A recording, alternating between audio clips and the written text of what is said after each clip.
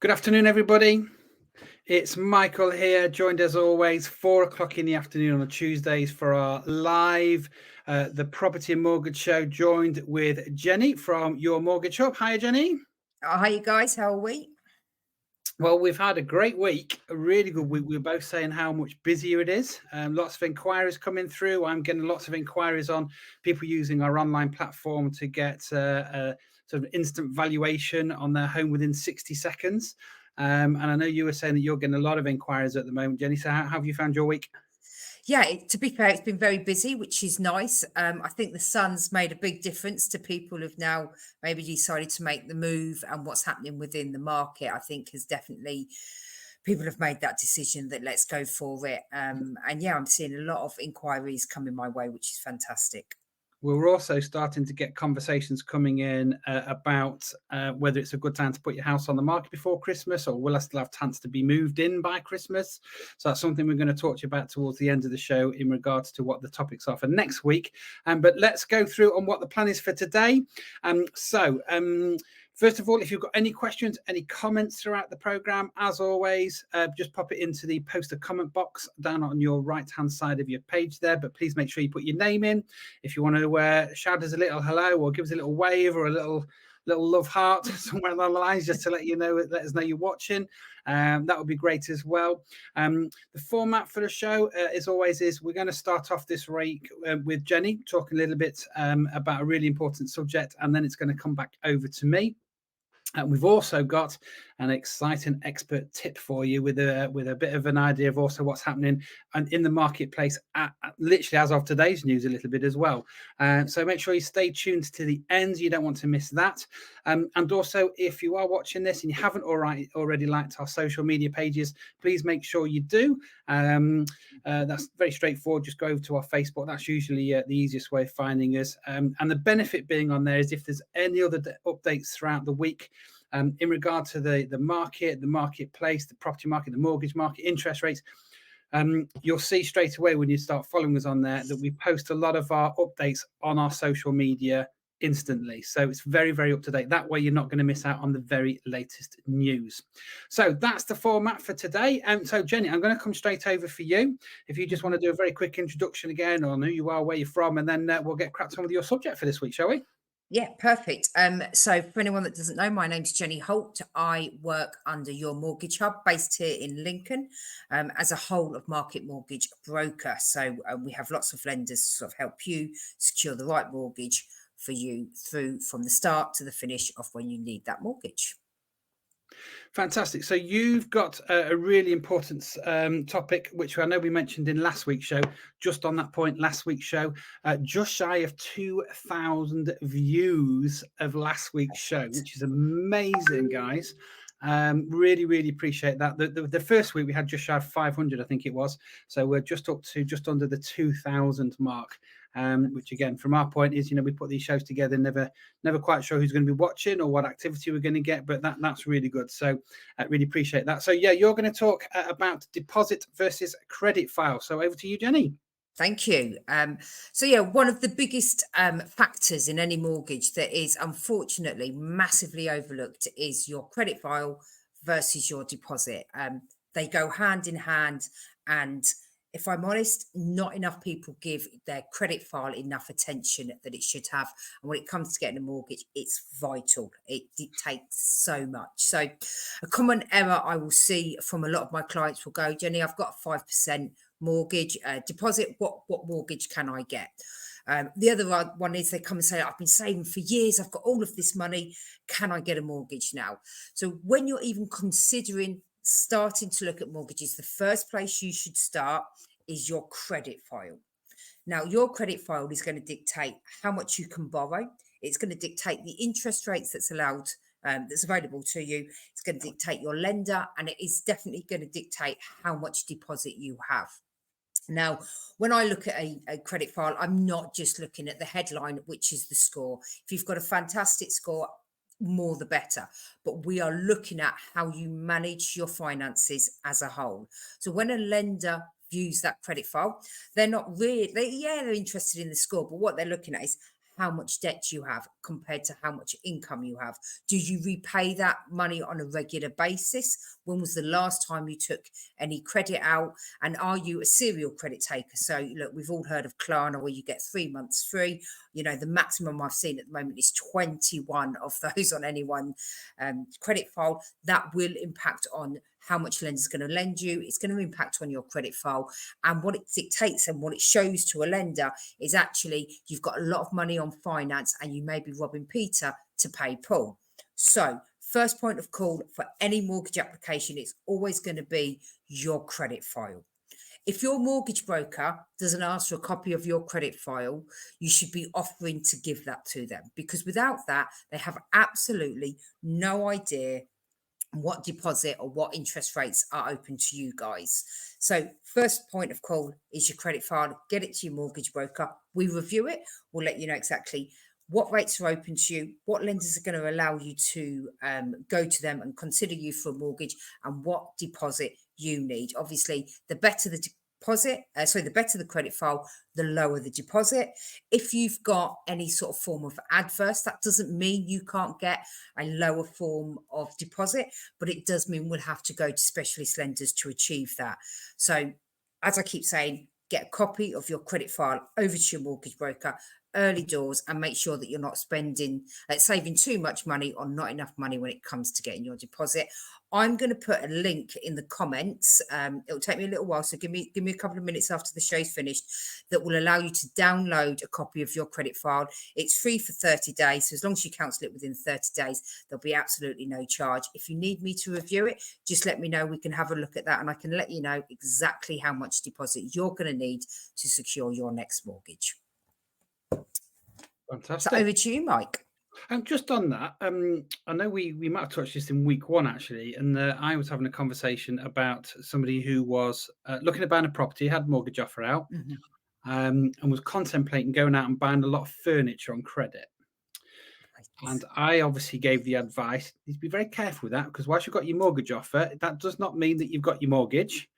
And there is likely to be a final review before the funds are moved over from the lender to the solicitors in readiness of the purchase.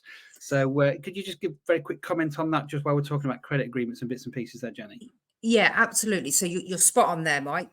You will have a credit check done on you when you do the first stage, which is the agreement in principle.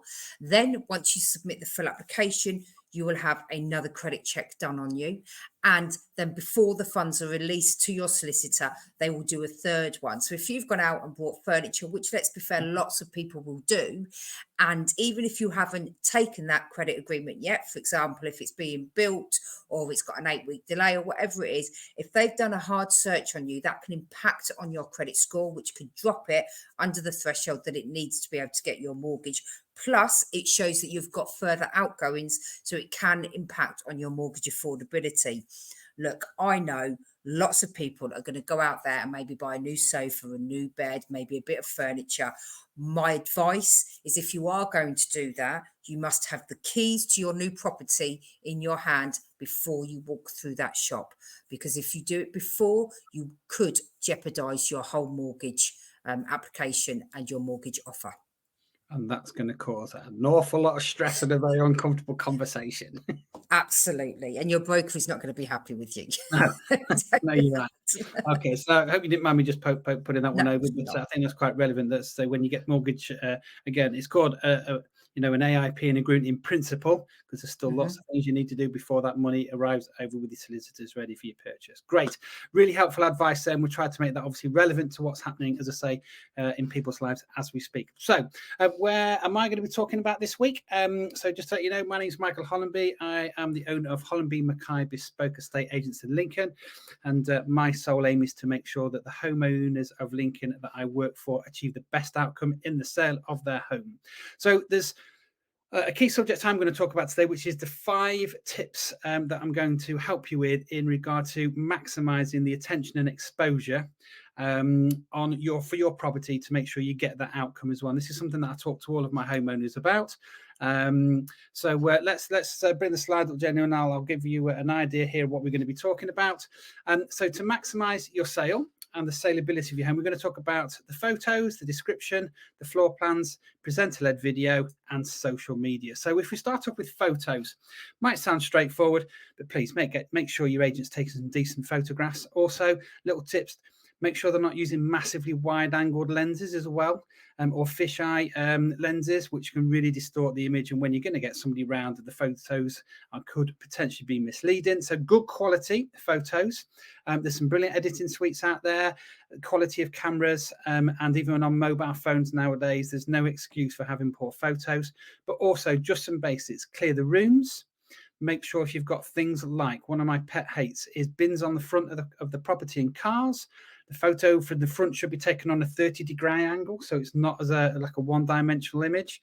Even things in your kitchen, things like oven gloves, tea towels, get them off the front of your ovens. Any distractions on worktops, clear them away. And things like in the bedrooms, which, again, whenever you're taking a photograph, it's often just the corner of a bed and those sorts of bits and pieces. But if you've got things that you can clear away, or if you need to make some soft furnishings in, again, to make the room look as homely as you can. And bathrooms is another key one, where you see like Domestos and bleach down the side, soaps and flannels and bathrobes and all sorts on, hanging up everywhere. Clear them out, make it look as best presented as you possibly can. A couple of other things on the photos. The first lead photograph is often, when people are looking on Rightmove, the most important photo, but it doesn't always have to be the front photo. Now, what do I mean by that is, if somebody has set an alert up on Rightmove and they're looking through details and it's the same photograph that they see each time, the chances are they could start dismissing your property if they're seeing it week after week, day after day. So sometimes it's an idea to change that up by putting a really nice internal photo. And the three main sort of attractions that people have on a property are going to be the kitchen, the bathroom, and the garden. So if you need to refresh your details, maybe change the lead photo to one of those images. Also, a lot of agents now have 2 lead photos on their marketing. And if you've got an agent which is using what we call a featured property or premium listing on Rightmove, you could have 3 photos displayed. Make sure that it's the best 3. Okay, so I would lead with a main photo, a kitchen, and a garden would be my preference. Okay, my suggestion, advice for you. So that's photos, but make sure that they keep on a roll as well, and make sure that it keeping refreshed. So that's the first one. If we go to the slide again, you'll see that my next tip for you is the description. Now, I'm going to talk a little bit of insight knowledge here, and I'm going to use the phrase AIDA. Now, AIDA, for anybody who's known me over the years, I teach this out and I profess about this all the time. AIDA stands for attention, interest, desire, and action. Okay, AIDA. And an agent needs to make sure that your property and its description grabs the attention of the reader. Yeah. So one of the things I hate is when you say, Holland B Mackay estate agents are proud to present this 4-bedroom detached property with gas central heating, double glazing, within close proximity of a range of amenities and services. Boring. There's no effort being put into that whatsoever. The attention grabber needs to be something like family favourite, walk to the park, leave the car at home, something that's going to make that advert stand off the page and make the viewer click through all these properties that are on Rightmove that they're looking at, sometimes 10 on a page. The key skill is to get the agent to entice the viewer to click through and just bring your set of details up. It's called a CTR, click-through rate. And by using good photography and good descriptions and an attention grabber, that will help pull your viewer over into your description. So attention, interest. Then talk about something interesting about the property, how long you've been at the property for, what works have been done. If it's near a school and it's got a good Ofsted, is your buyer more likely to be interested in that property because of that interesting fact? So make a note of that. Desire. Can you see yourself living in a property like this? Is this the sort of activities that you want to be doing at the weekend if it's near Hartsholme Park or, a lake or an activity centre or wherever? So there has to be desire to live in that location as well. And then the last one is action. Now that is a call to action. Telephone me, send me an email, pick up the phone, click through for more details, see the video tour, check out the floor plan. tell them what you want them to then do, rather than just give a very long worded description about the property in the first description box when people are looking through. You can put all the rest of the property description in the main bulk of the text, which is later on in your advert. But that's really, really important. Photographs and the descriptions make a huge difference about the amount of people that are initially going to look at your property. Okay, so that's the second one. Third one for me, please, Jenny. Floor plans. Very, very popular. Everybody loves a floor plan, particularly if you're one of these nosy people that like looking through property details and thinking, oh, what could I do to it? Could we build over here? Could we extend out the back? It's also important when people are looking in a price bracket. So let's say hypothetically 400, but they're looking for something where we've got an open plan kitchen diner, for argument's sake. If the agent has put a decent description and good use of photography, and there's an option at a property at 350, but there's an option maybe to extend, and you've got a floor plan where somebody can see by knocking that wall out or taking a dividing wall between a kitchen and a dining room and putting an extension in, that's really crucial on floor plans as well. Okay. It also means that the marketing is much more accurate rather than just a long description, wordy, and also just with a list of rooms with the room measurements. People like to see physically what the layout of that property is as well. Okay. A lot of agents now use what we call Matterport or Giraffe 360 floor plans, where these are the ones that look like dolls' houses, and you can drop into any room and scan around it and change all the angles. Really good. I'm not a huge fan of them, but there is a place for it in the marketplace. And I know that they can be very popular, particularly with large properties as well, so that people can do a walk around. It just means that the person coming to view is pretty well qualified, and they're not going to go around the property and go, well, I didn't expect it to have this, that, and the other. Okay, so floor plans is the next. So fourth one for me, please. My favorite subject. I'm going to have to keep this short. For anybody who does follow me on presenter-led videos, and we've got a couple of people watching today. We've got Anna Marie Day, we've got Veronica, again, clients that I'm working with, and Veronica will really sound for this in regard to how the difference of presenter-led videos make to the marketing of your home. Massive believer in this. Technology has moved on so much in the last few years, and with everybody on their mobile phone and social media, videos is a huge way to get more attention and massive exposure for your home. Not every agent is confident to do it because it takes something to stand in front of a camera and talk about property. A lot of them we see just walking around, sort of, it's all sped up on a time thing and pointing in all the directions. We've got others where they'll do an initial description and then all they do is they stitch the photos together. That's one way of marketing it. But on average, a presenter-led video will get 403% more engagement and attention than any other form of marketing. So that's really important. That's something that I've been developing for years. And again, all my videos, all my properties, all the clients I work with, to get that best outcome for them, all have presenter-led videos or video presentations. So it's a huge, huge thing to maximize your exposure. Okay, last one is social media. I mentioned the use of mobile phones. Everybody's on Instagram, TikTok, Facebook, even LinkedIn. Making sure that your agent engages and knows how to use social media. Now, what I mean by that is you can't just stick it on Facebook Marketplace or on their own company Facebook pages. You need also to have a look at things like AdWords, keywords, sponsored ads, boosted ads. You've also got what's called as an audience re-engagement campaign. There is so much that an agent can do if they know how to use marketing on social media, again, to attract the maximum amount of exposure possible on your home. There's some really good agents out there as well, where they will take your property and will put them into Facebook social media groups. So, for example, there are some really good local Facebook groups like Branton Haynes and Washington have got one, Hickham's got one, the St. George's Park development in Lincoln have got one, and agents can pop the details in that community Facebook page as well, because 9 times out of 10, somebody's living in a village either wants to move and stay in the same area, or they know somebody that maybe wants to come and live in that area as well. So local Facebook groups, again, is a key one. But the key thing that I'm going to say here is talk to your agent about what social media engagement they have, what platforms they're on, but importantly, again, do they run a re-engagement advert to their audience when they're seen it? And what that means is, without getting too technical, if a client has seen roughly 25% of the video content, there is a way that the agent can keep engaging with that client and take them on journeys and bring them up to date with more properties that they're bringing on the market. So it's not just a one hit. Okay.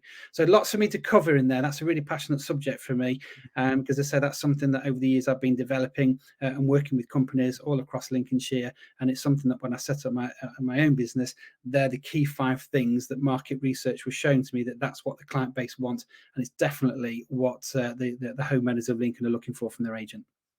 Absolutely. I have to say, Mike, one of my pet peeves that you said there is definitely the shower gel on the bath. And it just drives me absolutely mental, I guess, because when you're looking at those online, you want to be able to visualize yourself in those homes. And when you've got all of those personal items floating around, it just makes it harder for the viewers to be able to see that. So yeah, absolutely great tip. And as well, social media, I think everything is being driven towards social media. So check out the agents, I guess, and you might tell me wrong, before you even approach them to see what their social media is. Is it engaging you, and will it engage others? Yeah, the little tip on there, often, you'll see a property that you like, you'll go and view it, and the agent will say, no, what's your position? Can we help you out on yours? Have a look at the marketing literature of the property you've just viewed. Would you be happy for your property to be marketed in the same way? Yeah, fantastic tip there, Mike. Fantastic. So talking of tips, let's come back to you then, Jenny, with your expert top tip for the week, which, as I say, is pretty topical and headlines even as of the news this morning, really. Yeah, absolutely. And I think, interest rates have been in the market and around for, I think every day someone's got something to say about them. So I just wanted to sort of jump on and sort of give you guys an update of actually where that is at the moment, and something that I think everyone should be doing as well, if you've got your mortgage offer out. So the good news is interest rates, as I predicted the other week, are starting to stabilise. They have come down in some cases quite significantly for some people over the last week, but now we have seen a stabilisation, as I expected to see, and I think that will continue. But if you have a mortgage offer out, whether that's for a new home, a remortgage, even a product transfer, if you've decided to stay with your current lender, and you know that your lender has dropped rates, or even if you don't know, just contact your mortgage broker who can tell you, you may be able to take up that new deal. So this week alone, I mean, we're only on Tuesday, and I've already resubmitted 5 requests to take a lower deal across 3 different lenders. So I think in total, I'm probably saving my clients around something in the region of £60,000 between them, which is a vast amount of money. Your mortgage broker normally will not charge you to do this. And if we can get that lower rate for you moving forward, then we can do that. Now, not all lenders allow it. So, check with your mortgage broker that you can do that. But just because you've got a mortgage offer out, it doesn't mean you can't bag any lower rates if they become available to your specific requirements. Spot on. And just picking up on that, we were just also saying that your own financial situation may well have changed as well. In the news today, we're hearing that the rate of wages increase against the cost of living has much more improved, much better sort of steps moving forward as well. So again, just renew your finances, do yourself a health check before you make that final sort of exchange and completion on the property. Again, as always, talk to your advisor, talk to your estate agent, talk to your lender, and talk to your broker as well. Okay. So if you found that useful, again, we would really benefit if you'd be kind enough to like our social media, like this post as well. We want to continue spreading the news. We've already had a couple of thumbs up this afternoon, so thank you everybody very much. And we've also had a few people watching all the way through as well today. So again, really appreciate your input. As I say, if you've got any questions, feel free to put that in the comment box. But as I say, if you can continue to spread the news by commenting and sharing the show as well, that will really help us out as well. We want to help as many people as we possibly can in our local community. So next week's show is coming out again on the Tuesday, 4 o'clock. Don't forget, you can always look back on previous shows as well. They're in numerous places, for example, YouTube, on our social media, you can scroll back to. But we've got 2 more topics we're going to be working with for next week. Jenny, if you want to tell everybody what you're going to be talking about. So I'm going to be talking about how you can prepare yourself for a mortgage. A couple of steps that you can take to make sure when you're ready to get that mortgage, you are in the best place to get the best mortgage for yourself. Fantastic. And I'm going to be looking at, is it a good idea to list my home this side of Christmas? So that might seem a long way off yet, but that's a conversation I'm still having with a few people that I've been out to see recently. It's, do we put it on the market now, or do we wait? Do we wait to the new year? Does the market increase or dip at certain times of the year? Is it seasonal? So we're going to be covering all of that in next week's show. So really hope that you can join us next Tuesday, 4 o'clock. In the meantime, have a fantastic week. Don't forget to support us with those likes, and we'll look forward to seeing you all again next Tuesday. Thanks, everybody, and have a great week. Thank you.